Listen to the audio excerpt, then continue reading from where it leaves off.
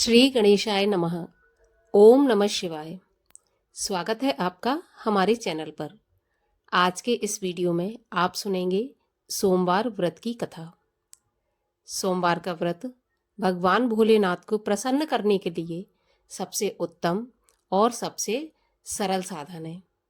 तो कथा आरंभ करने से पहले आपसे अनुरोध है कि ऐसे ही कथाएं सुनने के लिए और हमसे जुड़े रहने के लिए कृपया हमारे चैनल को सब्सक्राइब करें, साथ में बेल आइकन को भी प्रेस कर लें। आज की कथा अच्छी लगे तो लाइक करें और शेयर करें, साथ ही कमेंट में जय भोलेनाथ अवश्य लिखें। तो चलिए अब हम शुरू करते हैं सोमवार व्रत की कथा। एक नगर में एक बहुत धनवान साहूकार रहता था।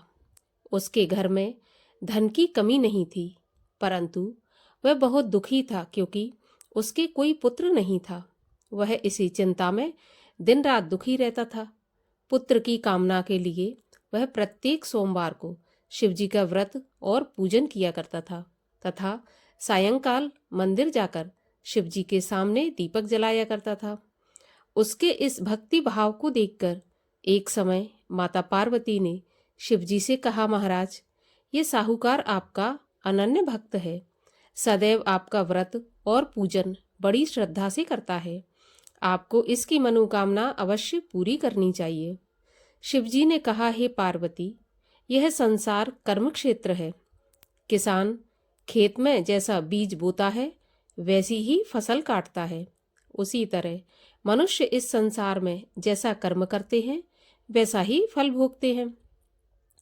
माता पार्वती ने अत्यंत आग्रह से कहा, प्रभु, जब यह आपका अनन्य भक्त है और अगर इसको किसी प्रकार का दुख है तो उसे आपको अवश्य दूर करना चाहिए।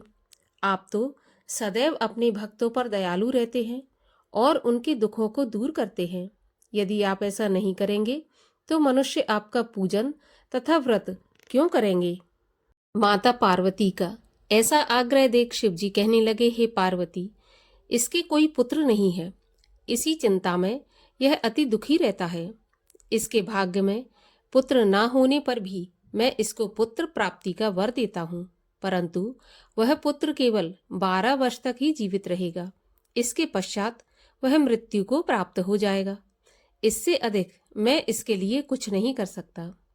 माता पार्वती और भगवान शिव का यह वार्तालाप वह साहूकार सुन रहा था। इससे उसको ना तो प्रसन्नता हुई और ना ही दुख हुआ। वह पहले की तरह शिवजी का व्रत और पूजन करता रहा। कुछ समय के बाद साहूकार की स्त्री गर्भवती हुई और 10वें महीने उसके गर्भ से अति सुंदर पुत्र उत्पन्न हुआ। साहूकार के घर में बहुत खुशी मनाई गई, परंतु साहूकार तो यह जानता था कि उसकी केवल 12 वर्ष की आयु है, इसलिए उसने अधिक प्रसन्नता प्रकट नहीं की और न ही किसी को यह भेद बताया।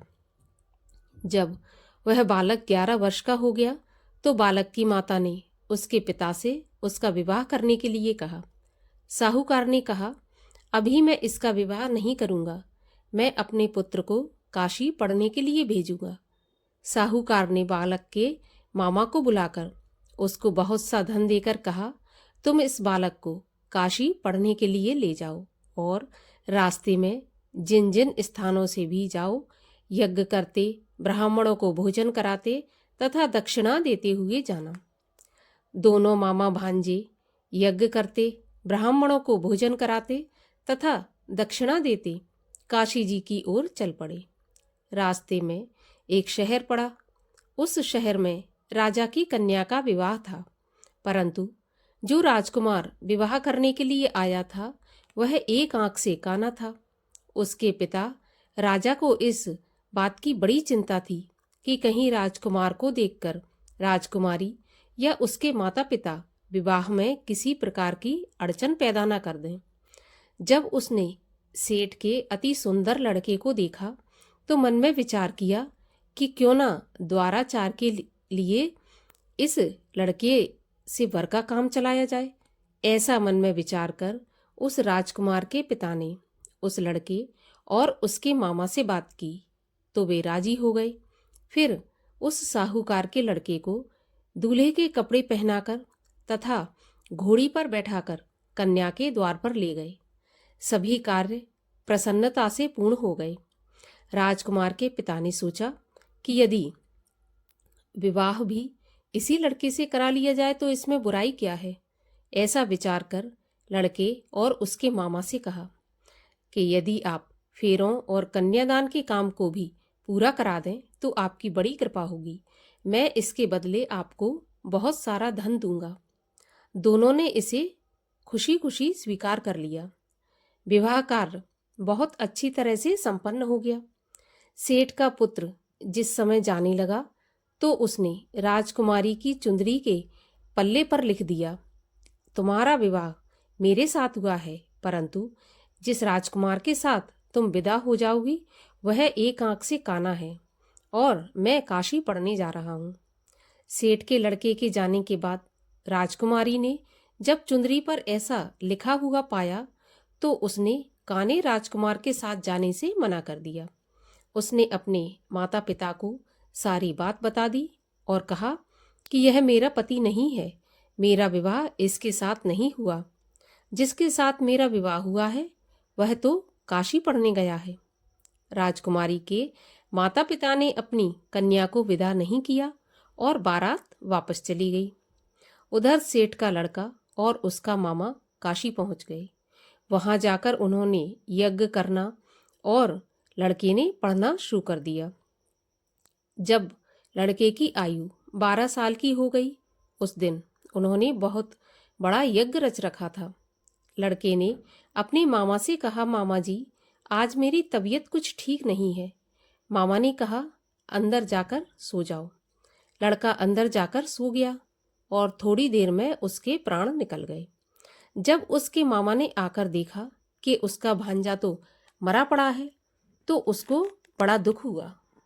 उसने सोचा कि अगर मैं अभी रोना पीटना मचा दूंगा तो यज्ञ का कार्य अधूरा रह जाएगा।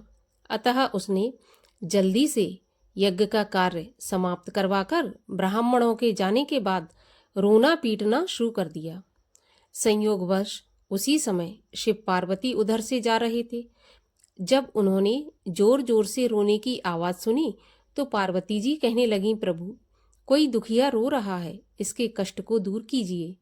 जब शिव पार्वती वहां पहुंचे तो उन्होंने पाया कि वहां एक लड़का मरा पड़ा था। माता पार्वती कहने लगी, प्रभु यह तो वही सेठ का लड़का है जो आपके वरदान से उत्पन्न हुआ था। शिवजी ने कहा, पार्वती इसकी आयु इतनी ही थी और यह भोग चुका। तब पार्वती जी ने कहा, महाराज इस बालक को कुछ आयु और दे दो, नहीं तो इसके माता पिता तड़प तड़प कर मर जाएंगे। माता पार्वती के बार बार आग्रह करने पर शिवजी ने उसको जीवन का वरदान दे दिया। शिवजी की कृपा से वह लड़का जीवित हो गया। शिवजी और पार्वती कैलाश पर्वत पर चले गए। शिक्षा पूरी होने पर वह लड़का और उसका मामा उसी प्रकार यज्ञ करते, ब्राह्मणों को भोजन कराते तथा दक्षिणा देते अपने घर की ओर चल पड़े। रास्ते में उसी शहर में आए जहां उस लड़के का वहां की राजकुमारी के साथ विवाह हुआ था। वहां आकर उन्होंने यज्ञ आरंभ कर दिया। उस लड़के के ससुर वहां के राजा ने उसको पहचान लिया और महल में ले जाकर उसकी बहुत आव भगत की। फिर बहुत से दास दासियों सहित आदर पूर्वक अपनी राजकुमारी और जवाई राजा को विदा कर दिया। जब वे शहर के निकट आए तो मामा ने कहा कि मैं पहले तुम्हारे घर जाकर तुम्हारे माता पिता को खबर कराता हूँ। जब उस लड़के का मामा घर पहुंचा तो उसने देखा कि लड़के के माता पिता घर की छत पर बैठे थे। उन्होंने यह प्रण कर रखा था, यदि हमारा पुत्र सकुशल लौट आया तो हम राजी खुशी नीचे आ जाएंगे, नहीं तो छत से कूदकर अपने प्राण दे देंगे। उस लड़के के मामा ने आकर जब यह समाचार दिया कि आपका पुत्र आ गया है, तब उनको विश्वास नहीं हुआ। तब मामा ने शपथ पूर्वक कहा कि आपका पुत्र अपनी पत्नी तथा बहुत सारा धन साथ लेकर आया है। तो सेठ प्रसन्नता से भर उठा। सेठ सेठानी आनंद पूर्वक नीचे आए। बाहर आकर उन्होंने अपने पुत्र तथा उसकी पत्नी का भरपूर स्वागत किया। सभी प्रसन्नता के साथ रहने लगे। जो कोई सोमवार के व्रत को धारण करता है अथवा इस कथा को पढ़ता या सुनता है, उसके सब दुख दूर होकर उसकी समस्त मनोकामनाएं पूरी होती हैं तथा इस लोक में नाना प्रकार के सुख भोग कर अंत में सदाशिव के लोक को प्राप्त होता है। बोलिए शंकर भगवान की जय। शिव जी की आरती। ओम जय शिव ओमकारा, स्वामी हर शिव ओमकारा, ब्रह्मा विष्णु सदा शिव अर्धांगी धारा। ओम जय शिव ओमकारा। एकानन चतुरानन पंचानन राजे, हंसासन गरुड़ासन वृषवाहन साजे। ओम जय शिव ओमकारा। दो भुज चार चतुर्भुज, 10 भुज ते सोहे, तीनों रूप निरखता त्रिभुवन जन मोहे। ओम जय शिव ओमकारा। अक्षमाला वनमाला मुंडमाला धारी, चंदन मृग मद सोहे, भोले शुभकारी। ओम जय शिव ओमकारा। श्वेतांबर पीतांबर बाघांबर अंगे, सनकादिक ब्रह्मादिक भूतादिक संगे। ओम जय शिव ओमकारा।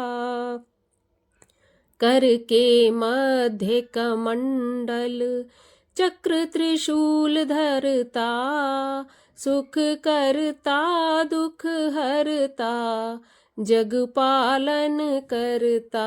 ओम जय शिव ओमकारा।